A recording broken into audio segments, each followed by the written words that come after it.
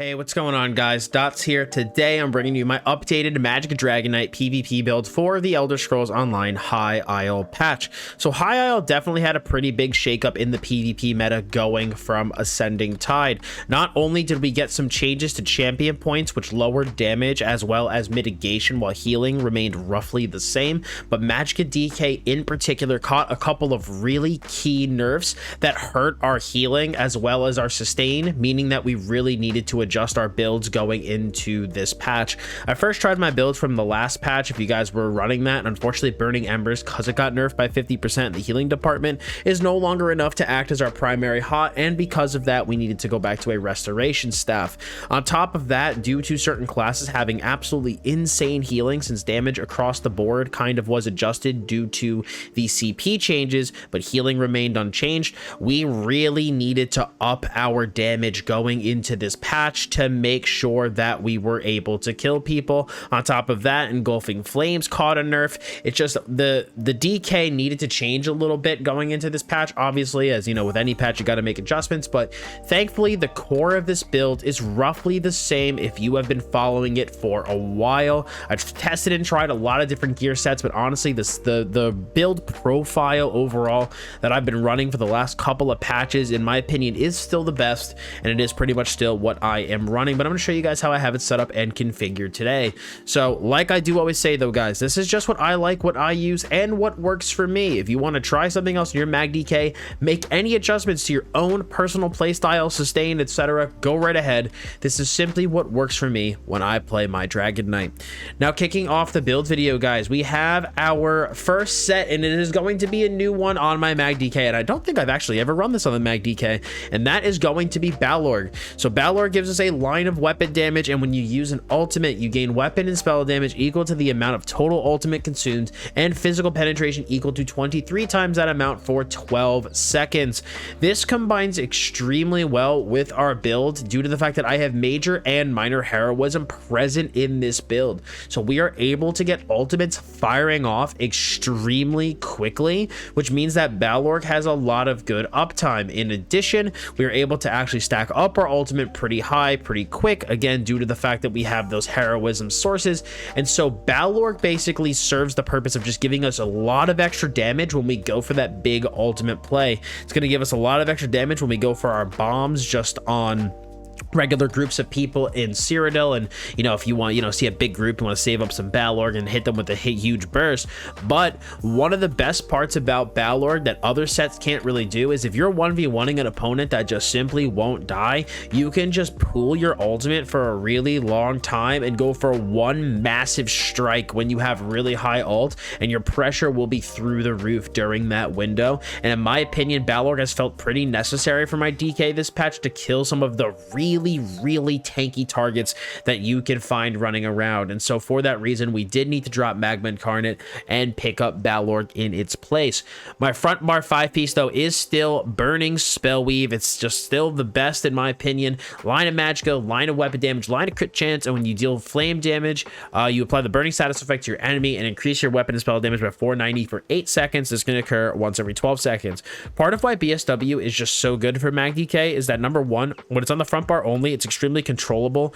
Number two, it's non-conditional spell damage and weapon damage, which means it affects everything. And number three, because it is a buff on your character, it actually does transfer over to your back bar. So if you proc Burning Spellweave on your front bar and then for some reason you need to go to that back bar, that weapon damage is applying to your heals on the back bar, giving you really strong tooltips on your rapid regeneration and your coagulating blood. And not only that, the burning status effect is super helpful too, because it just gives us another application of the burning status effect, which just gives us more damage, since DKs have an extra 50% damage on our burning and poison status effects. It's just such a good set. I've tested a lot of different options, and I always end up going back to BSW because in my opinion, it is just the best. And speaking of sets just being the best, another one that I still am running is Daedric Trickery. A line of health, a line of stamina, a line of Magicka, and when you deal damage, you gain 1 of 5 random major buffs for 21 seconds every 9 seconds. Expedition, Protection, Mending, Heroism, or Vitality, which means that you can have up to 3 of these running on you at all times. This set set is, in my opinion, a MagDK staple, arguably a Dragonknight staple, because I do run this on my StamDK too, because every buff that comes out of this set is useful. Expedition gives us more speed to chase down targets. Protection makes us tankier. Mending and Vitality give us better healing. But the big buff, in my opinion, and by far the most important buff out of Danger Trickery, is Major Heroism. Major Heroism, like, I tested a bunch of different sets instead of Danger Trickery to see if, like, oh, is there anything any better? I still think DT is the best option for that back bar 5-piece, and the Heroism is a huge part of the reason why. It is so much sustain on the Magicka Dragonknight, and not only that, it combines extremely well with Balorg, and so it's just, in my opinion, the combination of BSW and DT, unless something new comes out that's just so much better than either one of these sets or one of these catches a nerf, I just think for me this is always going to be the combination that I run, just because it is extremely strong and extremely potent for that MagDK. So really still a big fan of DT. Now with this way that we have it set up, we do have two 1-pieces available, which means we will run a mythic as well as a single piece of trainee. So we do run the trainee neck for that 1454 maximum health, and our mythic of choice is still the Marken Ring of Majesty, which gives us 200 weapon damage as well as 2300 armor. No, I am not running Oaken Soul. I've been asked about this already in game. Are you going to be making an Oaken Soul build? I have no desire to. I don't want to. I still prefer Marken, and I still prefer having 2 weapon bars and the utility that comes along with having 12 skills. And I just still think Marken is just such a solid mythic. It gives you a really good balance of stats between the 200 weapon damage and 2300 armor coming off a singular ring. It is a ton of value just out of a 1-piece bonus. Now, guys, talking about our weights and traits and everything, we have changed a little bit. We are running prismatics on every single piece. I'm sorry for your wallet, but it is just going to be the best. We are running 1 reinforced as well as 6 impenetrable pieces. We are running 1, 2, 3 pieces of heavy, 3 pieces of light, and 1 piece of medium. Now, I do get asked about this a lot. The only armor weights that matter in terms of their position are going to be the gloves and your belt need to be light, and your chest needs to be heavy. As long as you accomplish that, your, head, shoulders, legs, and boots can be any combination of, heavy, light, medium that you want to be, just because, again, they're all the same armor weight. So just, you can make it whatever you want. But you want to go light gloves, light sash, heavy chest, and then for me, I just have heavy helmet and boots, medium shoulder, and light legs. We have 2 arcane for our jewelry with 2 weapon damage, 1 infused with a Magicka cost reduction glyph, which I still feel that we need for sustain. Now, I have been asked quite a bit, actually, why do I run arcane on my jewelry and not infused? Now, part of the reason I like arcane is because it allows me to shift more attribute points out of Magicka and to get a bigger maximum health pool while still maintaining a high enough maximum Magicka pool to make sure that I can cast my skills in between my leaps as well as my potion proccing. Okay, you max stat isn't as important as it used to be, obviously, just in terms of raw damage, but for MagDK specifically, because we have a lot of non-Magicka recovery based recovery, having a decent sized Magicka pool is important to make sure that, like I said, we can last long enough to our bursts of sustain that we get. And on top of that, I personally feel that we need even more health this patch than we did previously. So because of that, I needed to be able to move more attributes into health. And so running the 2 arcane just gives me that bigger Magicka pool to shift more points into health. Now, in terms of our weapons, we run dual maces, 1 Nirnhone, still 1 charge. Now, why do we still run the charge? So unfortunately, charge is kind of dog ass for being able to still proc combustion, because combustion got a hefty nerf. It now only can proc once every 3 seconds, which does kind of suck. So charged really isn't here for really proccing the flame status effect for combustion. What it's actually here for is proccing the status effect for our 2 weapon enchants. Shock is going to give us a minor vulnerability, which is a 5% damage increase, and then the magic damage that comes off of this enchant, the absorb Magicka glyph, is going to give us overcharge, which is going to give give us minor magic steal. So it is a nice bit of sustain that we can get off of this. So the charge still, in my opinion, is very good just for the utility from the status effects on the weapon enchants. And then you still want dual maces as well as a Nirn-honed main hand to be able to get that extra weapon damage. Our back bar, we have moved back to a restoration staff with the weapon and spell damage glyph with a defending trait. This is going to be the Daedric Trigger on the back bar, BSW on the front bar. The reason we had to go back to the resto staff is because, again, BSW did get a very hefty nerf, and so because of that, we can no longer use it as our primary hot, and we do need rapid regen once again. Now, guys, moving into our skills. Our first skill is going to be Molten Whip. We are still running Molten Whip on the build. I have tried Flame Lash. I want Flame Lash to be good because I'm a huge fan of it, but Molten Whip is just stronger. So you lash an enemy with flame, dealing damage, and then if you strike an enemy, it's a mobile or stun, you set them off balance. But the good part is that whenever you activate a different Ardent Flame ability, you get a stack of Seething Fury, increasing the damage of your next Molten Whip by 33% and your weapon damage to 75 for 10 seconds, stacking up to 3 times. You could just get some absolutely ginormous burst with Molten Whip in this build. On top of that, the extra weapon damage that you get from the 3-piece is also very valuable because it will just affect your other dots as they're ticking, as well as your heals, actually. So if you stack up like a, for example, like a 3-stack Molten Whip, but you're like, it's not the time to fire this off because I need to heal myself, you're getting that extra weapon damage to count towards your, your heals, whether it be Shattering Rocks or whatever, like, Burning Embers hot ticking in, like, that's just going to influence those. So very good skill, deals a lot of damage, has some nice utility to it. Now that the buff is 10 seconds and no longer 5 like it used to be, actually using the skill is way easier than it's ever been. And plus, the good thing too is that, if you miss this, like if someone dodge rolls this, it doesn't actually consume the 3 stacks, so you can just keep hitting it until you actually land it. Now, our primary dot for our heal is still going to be Burning Embers. So Burning Embers really caught a fatty nerf, man. So it deals some initial flame damage and deals flame damage over 14 seconds. You heal for 51% of the damage done, and enemies are automatically afflicted with the burning status effect. Burning Embers, in my opinion now, is kind of like Cauterize. It's super okay. Like, it's not really that good of an ability anymore. I still like it over Venomous Claw personally, for MagDK in particular. I just kind of like the little bit of a hot that comes from it. I just feel like it kind of helps complete the healing profile for MagDK, where I still run Venomous Claw on my StamDK. But the skill is just really, underwhelming nowadays. It's kind of unfortunate. I think they nerfed it a little bit too much, in my opinion. I think maybe bringing it down to 66% would have been a little bit better.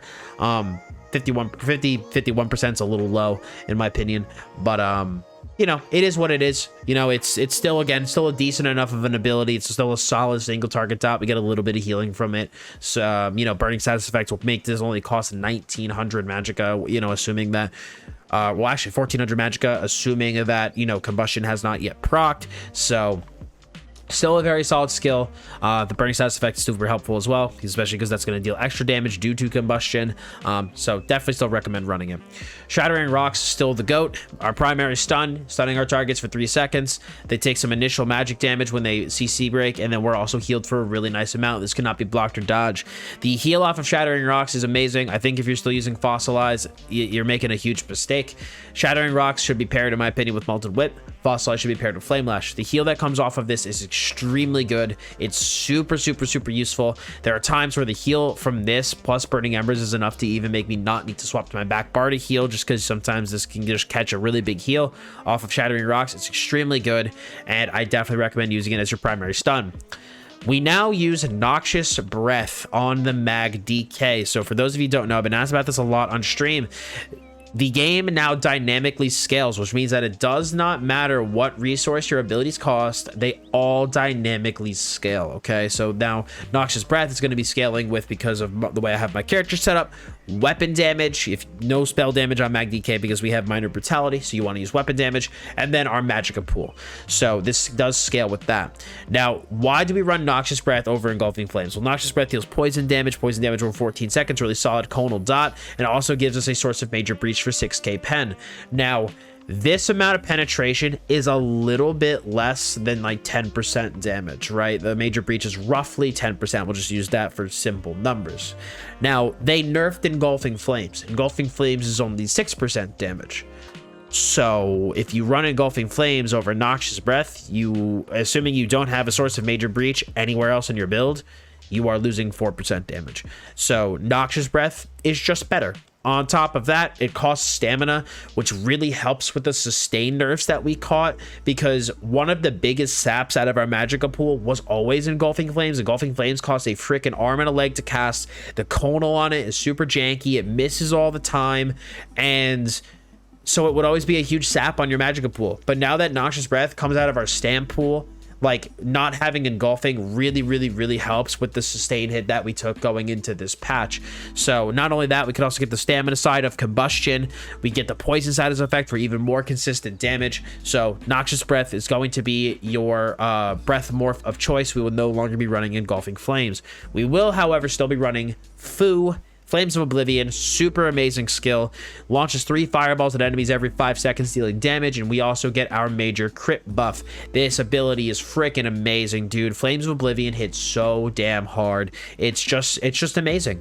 Like, especially if you have Flames of Oblivion combined with Leap going into a group of people, it's just so much cleave damage, man. It just deals a lot of damage to people, especially now you got the AoE frac coming out of Noxious Breath, and so you get the major breach on people. Then you got Flames of Oblivion proc, and then you have, of course, the big DK dunk, and you're dealing some large damage. So Ferocious Leap is going to be our ultimate of choice, dealing 14.7k flame damage to all enemies in the area, knocking them back and stunning them for 2 seconds. And we also get a very hefty damage shield because we do have a lot of max health in this build.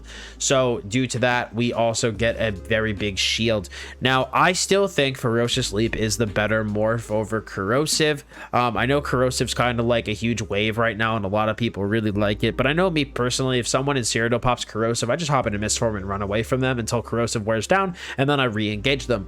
And don't get me wrong, like, Corrosive does make you a bit tankier, of course. You know, your damage gets limited, but it doesn't prevent you from really getting chipped down by a lot of dots coming from Zergs, and especially with something like Savage Werewolf gaining more and more popularity. Like, I feel like Corrosive can make you feel it can make you feel like you're safer than you actually are, you know. And Ferocious Leap just is extremely versatile. It deals a lot of burst damage, it's a gap closer, it's a CC, and it gives you a giant damage shield. And it can act offensively and defensively based off of what you need it for. It could be a good peeling tool.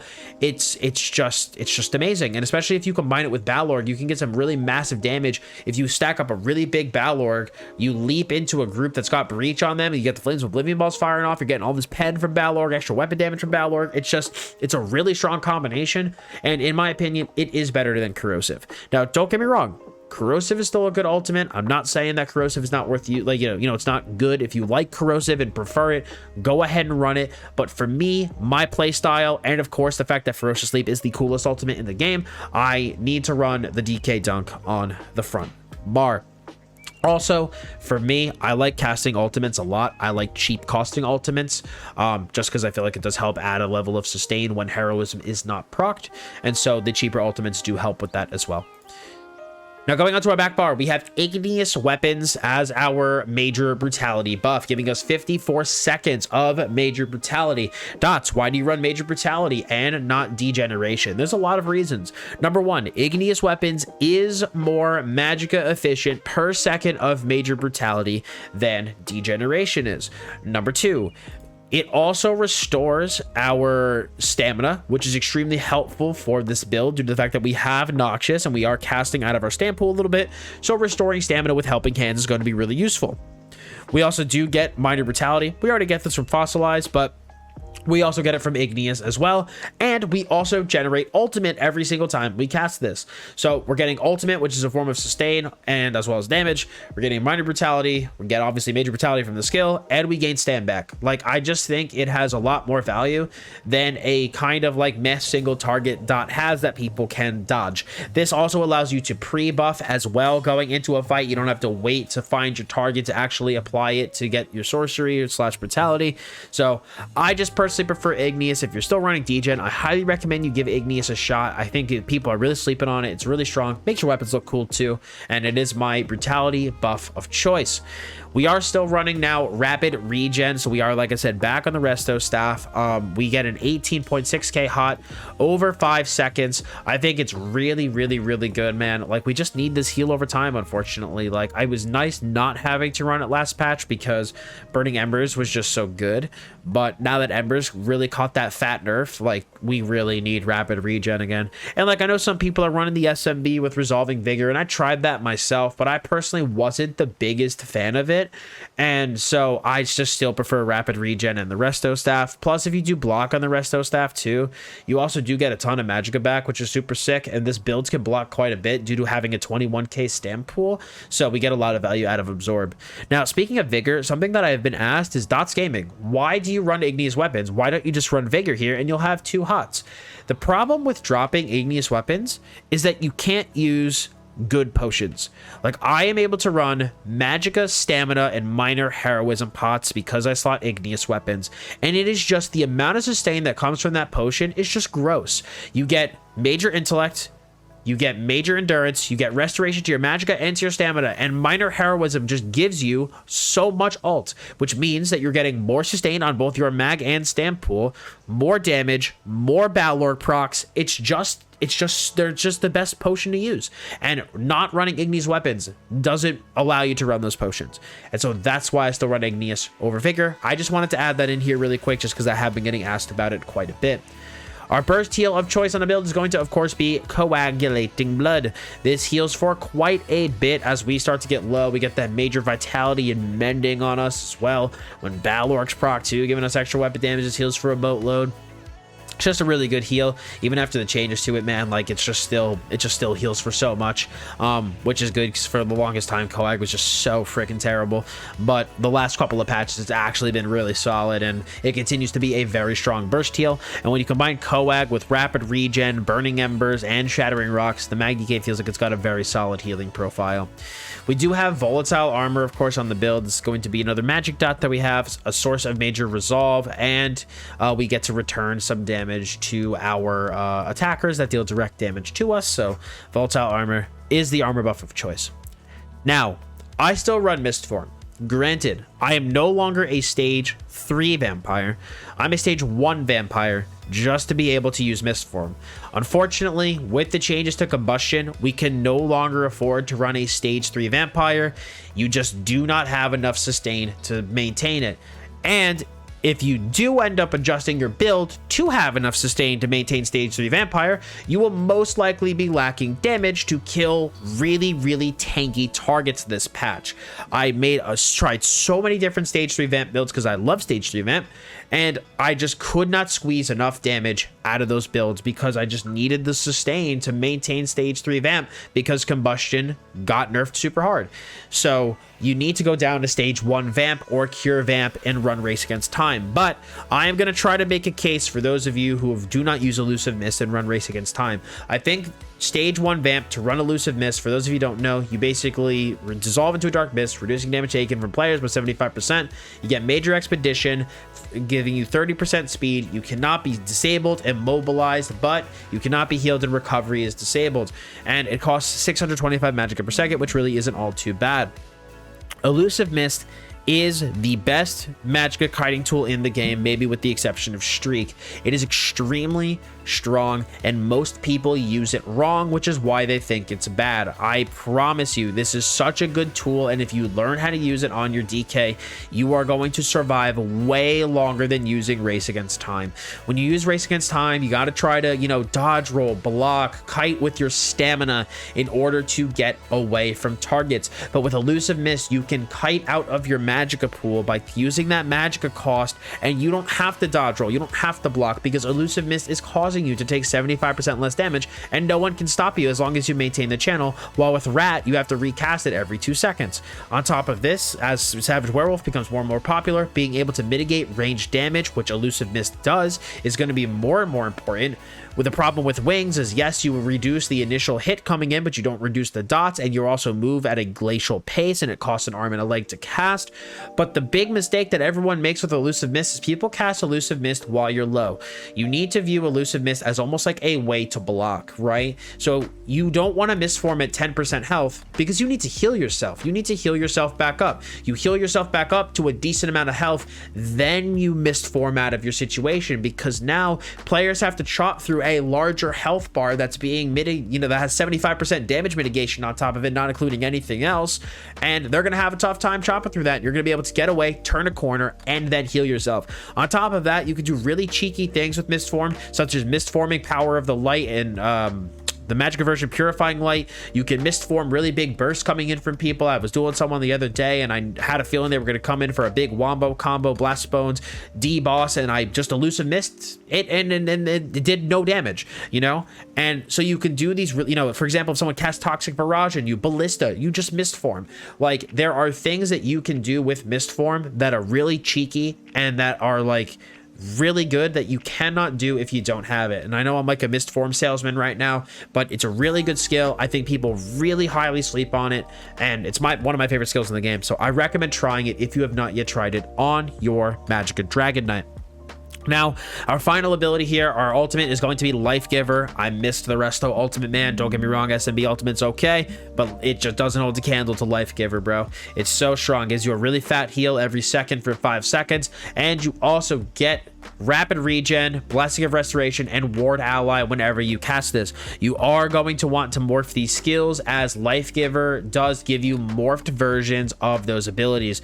I obviously have Rapid Regen, so I use that. I personally go with Blessing of Restoration since I am no longer running Magma Incarnate. I'd rather have, like, if I'm casting Life Giver, it's because I'm taking a lot of damage. So I'd rather have a really long duration of Minor Resolve and a bit of a bigger heal off of it than get a shorter Minor Resolve, a smaller heal, and Minor Berserk, because I won't really need it in that situation. So Blessing of Restoration is going to be better.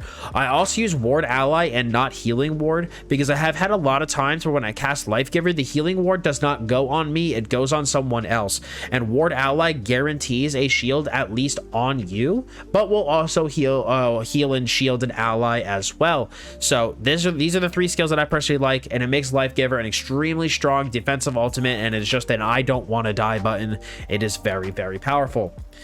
Now, guys, going into our stats, we are rocking 30.5k maximum magicka, 33k maximum health with 21k maximum stamina. We have 1068 magicka recovery, 812 health recovery with 535 stamina recovery. We have about 3700 weapon damage on the front bar, unbuffed, with 32 on the back bar. But do remember, guys, that we are running Burning Spell Weave and Balorg, so those numbers are going to skyrocket along with our major and minor brutality. We got about 30% crit, 6.8k unbuffed pen, and when we have major breach up, we're going to be chilling at around 13k before Balorg. So once Balorg procs, it's just going to go even higher. We have 23.5k spell resist and 19k physical resist with 2700 crit resist, and then on the back bar we go up to 26.8 and 22.3. We run the Atronach Mundus still for the Magicka recovery. It's a very stat dense Mundus, which is why we use it. We still obviously use Bewitched Sugar Skulls, by far the best buff food for the Magicka Dragonknight, and we still run the Vampire Stage 1 for all of the reasons that I have mentioned. We run 47 points into health and 47 points into magicka and 17 into health to give us this really, really, really solid stat spread. I just wanted to get over 33k HP, so that is how we got here. And then, guys, in terms of the race, I'm going to highly recommend the Breton. Once again, last patch and the patch before that, as combustion got better and better and we got our sustain buffs, I no longer thought Breton was necessary, but now with the sustain nerfs that we've caught, I do think Breton is now once again the king of the Magicka Dragonknight. You just get way too much recovery from the race. You get 7% magicka cost reduction, which is going to be huge, as well as basically a free magicka recovery glyph with another 130 magicka recovery. You're also really tanky by getting the extra spell resistance, and you also do get extra magicka, and the sustain that comes from Breton is just way too valuable, in my opinion, to not run. The only other race I would personally recommend for this build is going to be Imperial. Imperial is going to give you cost reduction across the board, which is super valuable. Core combat, ultimates, stamina abilities, magic abilities. So that's incredibly good, on top of giving you big boost to your health and stamina. And so maybe you'll have to run a little bit less triglyphs. You can shift some attributes around to run more into magicka.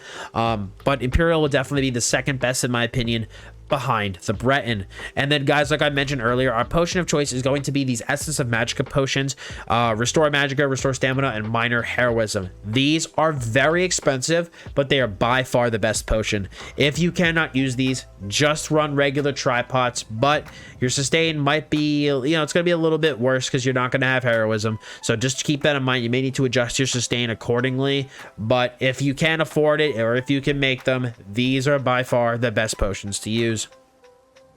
Now, guys, going into our champion points, some of the champion points, there's only one that's going to be a bit surprising that I am going to need to explain a little bit in depth. So in terms of our CP, guys, we are running Deadly Aim for a 6% single target damage increase. This also does influence our damage over time abilities, which is why we run this. We also do run Master in Arms for 6% direct damage done. We also do run Ironclad for 6% direct damage reduction, and now we run Resilience for 660 critical resistance, which is about 10% critical damage reduction. Most of the builds that you're going to be scared of this patch are probably going to be crit builds, and so because of that, Resilience now has a lot of value. On top of that, something like Duelist Rebuff or Unassailable now only give you 6% damage reduction, while Resilience still gives you 10% crit damage reduction, making it a lot of value, and that is why we do use it paired with Ironclad, because again, most of the stuff that we are typically scared of is going to be big direct damage burst. Now, in terms of our red CP, guys, we are still, of course, running Pain's Refuge for 2% damage reduction for every 2 negative effects on us, up to a max of 20%. Sustained by Suffering for 150 recovery while we have a negative effect on us. Balanced Vitality for 1400 maximum health. And my controversial CP is going to be Fortified for another 1700 armor. Now, let me just explain this, and then if you guys want to change the CP, go ahead, because I know a lot of people are going to go, why the hell would you run this? It's not a super efficient CP.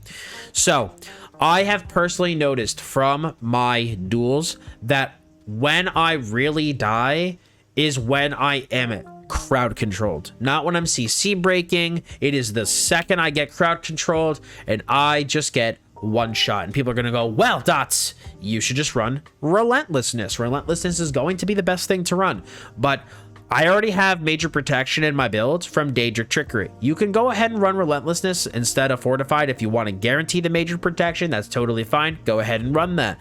But I was running into some situations where against certain builds that just have dealt so much redonkulous damage that even with major protection up, I am just getting blasted. And it was like I could just barely not survive, like barely, which was part of the reason I did up my health. But Juggernaut doesn't really help in that situation because you need to be crowd control immune, which means that you need to CC break.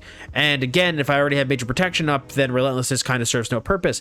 And so the only CP that really kind of helps at that point is Fortified for another 2.5 to 3% damage reduction at all times. So I think it's a very solid CP, you know, based off of me having like that kind of empty slot that I didn't really have anything to do with, and it just gave me that tiny bit of damage mitigation combined with the increase to my maximum health to allow me to survive those big bursts, be able to live and heal myself back up.